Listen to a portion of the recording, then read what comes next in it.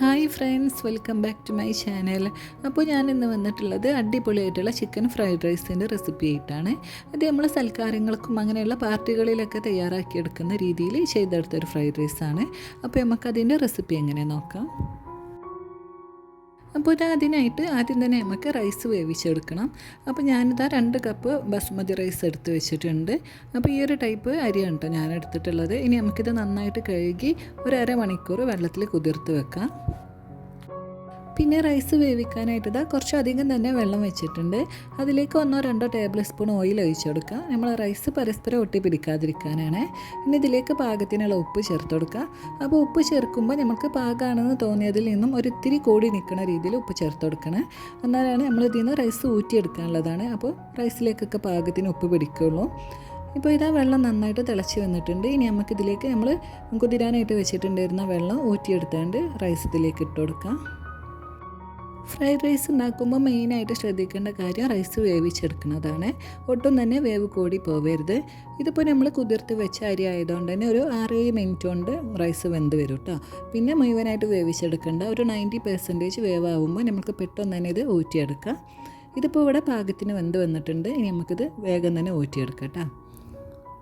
ഇനി നമുക്ക് വെജിറ്റബിൾസൊക്കെ സോട്ട് ചെയ്തെടുക്കാം. അതിനായിട്ട് ഒരു പാത്രം വെച്ച് ചൂടായി വരുമ്പോൾ അതിലേക്ക് കുറച്ചധികം തന്നെ ഓയിൽ ഒഴിച്ച് കൊടുക്കുന്നുണ്ട് കേട്ടോ. ഇനി ഇതിലേക്ക് ഒരു 3 അല്ലി വെളുത്തുള്ളി ഇതുപോലെ ചെറുതായിട്ടൊന്ന് അരിഞ്ഞെടുത്തത് ഇട്ട് കൊടുത്ത് നന്നായിട്ടൊന്ന് വഴറ്റിയെടുക്കാം.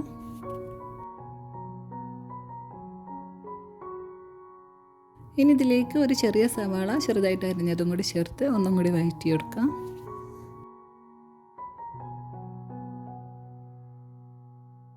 ഇനി ഇതിലേക്ക് 1/2 കപ്പ് ക്യാരറ്റ് ഇതുപോലെ ഒന്ന് അരിഞ്ഞെടുത്തത് ഇട്ട് കൊടുത്ത് ഒന്ന് ഇളക്കി കൊടുക്കാം. ഇനി കുറച്ച് ബീൻസ് എടുത്തിട്ടുണ്ട്. അപ്പോൾ ബീൻസ് ഈ ഒരു ഷേപ്പിലാണ് കട്ട് ചെയ്തിട്ടുള്ളത്. അതും കൂടി ഇട്ട് കൊടുക്കുക. പിന്നെ വെജിറ്റബിൾസിൻ്റെ ഷേപ്പൊക്കെ നമ്മൾക്ക് ഇഷ്ടമുള്ള ഷേപ്പിൽ കട്ട് ചെയ്തെടുക്കാം കേട്ടോ. പിന്നെ ഇത് കുറച്ച് സെലറിയാണ്. അപ്പോൾ സെലറി ഞാൻ ചെറുതായിട്ട് കട്ട് ചെയ്തെടുത്താണ്. അതും കൂടി ചേർത്ത് കൊടുക്കാം. അപ്പോൾ സെലറിയൊക്കെ കിട്ടുകയാണെങ്കിൽ എന്തായാലും ഒന്ന് ചേർത്ത് കൊടുക്കേണ്ടി കേട്ടോ. അതൊക്കെ ചേർക്കുമ്പോൾ ഒരു പ്രത്യേക ടേസ്റ്റ് തന്നെയാണ് കേട്ടോ നമ്മൾ ഫ്രൈഡ് റൈസിന്. അതുപോലെ തന്നെ സ്പ്രിംഗ് ഓനിയനൊക്കെ കിട്ടുകയാണെങ്കിൽ ചേർത്ത് കൊടുക്കണേ. എനിക്കിപ്പോൾ ഇവിടെ സ്പ്രിംഗ് ഓനിയൻ കിട്ടിയിട്ടില്ല. ഇനി ഇതെല്ലാം കൂടി ഒന്ന് നമുക്ക് ഇളക്കി കൊടുക്കാം. ഇനിയിപ്പോൾ ഇതിലേക്ക് ചേർത്ത് കൊടുക്കുന്നത് ക്യാപ്സിക്കാണ്. അപ്പോൾ ഇതിപ്പോൾ ഓറഞ്ച് കളറിലുള്ള ക്യാപ്സിക്കാണ് ഞാൻ എടുത്തിട്ടുള്ളത്. ഏത് കളറിലുള്ളതായാലും കുഴപ്പമില്ല കേട്ടോ. അതും കൂടി ചേർത്ത് ഒന്ന് ഇളക്കി കൊടുക്കാം. ഇനി ഞാനിവിടെ 2 ചിക്കൻ മാഗി ക്യൂബ് എടുത്തിട്ടുണ്ട്. അതൊന്ന് ഇതിലേക്ക് പൊടിച്ചിട്ട് കൊടുക്കാം കേട്ടോ. അപ്പോൾ മാഗി ക്യൂബിൽ അത്യാവശ്യം നല്ല ഉപ്പുണ്ടാക്കും. അതുകൊണ്ടാണ് നമ്മൾ ഇതുവരേക്കും വെജിറ്റബിൾസിലേക്ക് ഉപ്പൊന്നും ചേർക്കാഞ്ഞത്.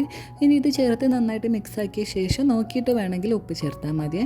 ഞാനിപ്പോൾ സെപ്പറേറ്റ് ഉപ്പൊന്നും ഇനി ചേർക്കണില്ല കേട്ടോ. മാഗി ക്യൂബിലുള്ള ഉപ്പ് തന്നെ വെജിറ്റബിൾസിന് പാകമായിട്ടുണ്ടായിരുന്നേ. ഇനി നമ്മളിതിലേക്ക് സോയാ സോസ് ഒന്നും ചേർക്കണില്ല കേട്ടോ. അതിന് പകരമായിട്ടാണ് മാഗി ക്യൂബ് ചേർത്തത്. അപ്പോൾ അത് നന്നായിട്ടൊന്ന് മിക്സാക്കി കൊടുക്കാം. ഇനി നമുക്ക് ഈ വെജിറ്റബിൾസൊക്കെ ഇതുപോലെ ഒന്ന് സൈഡിലേക്ക് മാറ്റി കൊടുക്കാം. എന്നിട്ട് അതിൻ്റെ നടുക്കായിട്ട് ഞാനിവിടെ 2 കോഴിമുട്ട എടുത്തിട്ട് അതൊന്ന് ഒഴിച്ചു കൊടുക്കാം കേട്ടോ. ഇനി കോഴിമുട്ടയ്ക്ക് പാകത്തിന് കുറച്ച് ഉപ്പിട്ട് കൊടുത്താണ്ട് ഒന്നായിട്ടൊന്ന് സ്ക്രാമ്പിൾ ചെയ്തെടുക്കാം.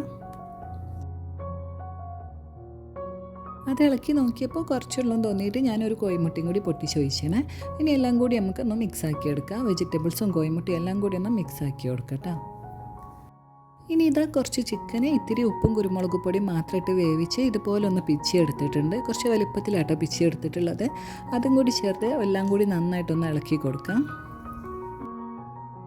ഇനി ഇതിലേക്ക് 1 ടേബിൾ സ്പൂൺ കുരുമുളക് പൊടി ചേർത്ത് കൊടുക്കുക.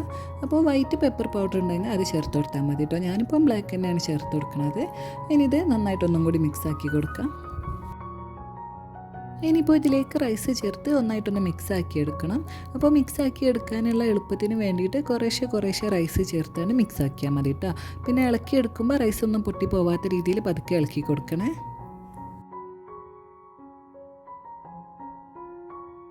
അപ്പോൾ റൈസൊക്കെ ഇവിടെ നന്നായിട്ട് മിക്സാക്കി എടുത്താണ്. വെജിറ്റബിൾസും ചിക്കനൊക്കെ എല്ലാ ഭാഗത്തും എത്തുന്ന രീതിയിൽ നല്ല പോലെ ഒന്ന് മിക്സാക്കി എടുത്താണ്.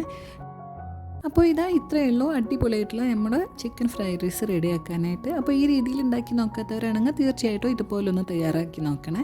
എന്തായാലും നിങ്ങൾക്ക് ഇഷ്ടമാവും കേട്ടോ. അടിപൊളി ടേസ്റ്റാണ് കേട്ടോ.